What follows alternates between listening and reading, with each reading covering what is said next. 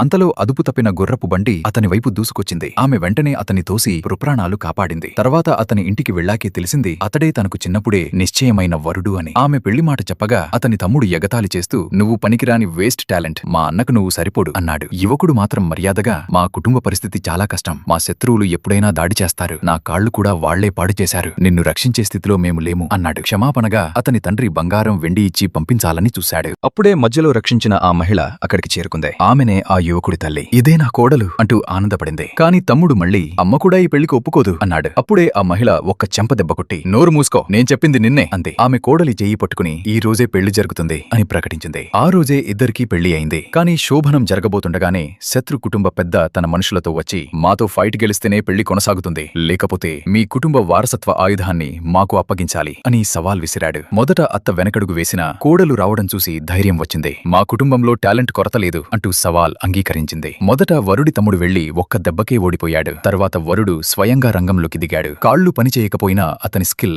అద్భుతంగా ఉంది. "నా భర్త ఎంత స్టైలిష్ గా ఫైట్ చేస్తున్నాడో" అని కోడలు ఆనందపడింది. కాని క్షణాల్లోనే అతడిని కూడా రంగం బయటకు విసిరేశారు. వీల్ చైర్ కూడా ముక్కలైంది. భర్త అవమానాన్ని చూసి కోపంతో ఆమె ముందుకొచ్చింది. అత్త మాత్రం, "ఇప్పుడైనా నీ అసలు పవర్ చూపించు" అనుకుంది. కాని ఆమె తిరిగి, "అత్తగారు, మామగారు, మీరు న్యాయం చేయండి" అంది. అందరూ షాక్ అయ్యారు. "అత్త, పెద్దవాళ్ళం కాబట్టి మేం ఫైట్ చెయ్యం, నువ్వే వెళ్లి 2 మూవ్స్ చూపించు" అంది. కాని ఆమె, "నాకు మార్షల్ ఆర్ట్స్ రావు, నన్ను కొట్టి చంపేస్తారు" అంటూ ఎంత చెప్పినా వినలేదు. చివరికి అత్త మళ్లీ తనకే ఒక గట్టి దెబ్బ కొట్టుకుని, "ఇప్పుడు నేను గాయపడ్డాను, నువ్వే వెళ్ళాలి" అంటూ ఆమెను బలవంతంగా అరీనాలోకి తోసేసింది. అది చూసి భర్త షాక్ అయ్యాడు. "ఇది నాకోసం ప్రాణాలు ఇస్తోంది" అనుకున్నాడు. ప్రత్యర్థి కూడా, "ఈమె దగ్గర ఒక చుక్క స్పిరిచువల్ ఎనర్జీ కూడా లేదు" అని నవ్వుకున్నాడు. అప్పుడే అత్త మరో షాక్ ఇచ్చింది. "నా మొత్తం ఆస్తి పనంగా పెడుతున్నాను, నా కోడలే గెలుస్తుంది" అని ప్రకటించింది. శత్రు కుటుంబ పెద్ద కూడా వెంటనే బెట్ ఒప్పుకున్నాడు. ఇలా అసలు ఫైట్ ప్రారంభమైంది. ప్రత్యర్థి అహంకారంగా, "ముందు నువ్వే ఒక పంచు కొట్టు" అన్నాడు. కాని ఆ నిర్ణయం తన జీవితంలో చేసిన అతిపెద్ద తప్పు అవుతుందని అతనికి అప్పటికీ తెలియదు.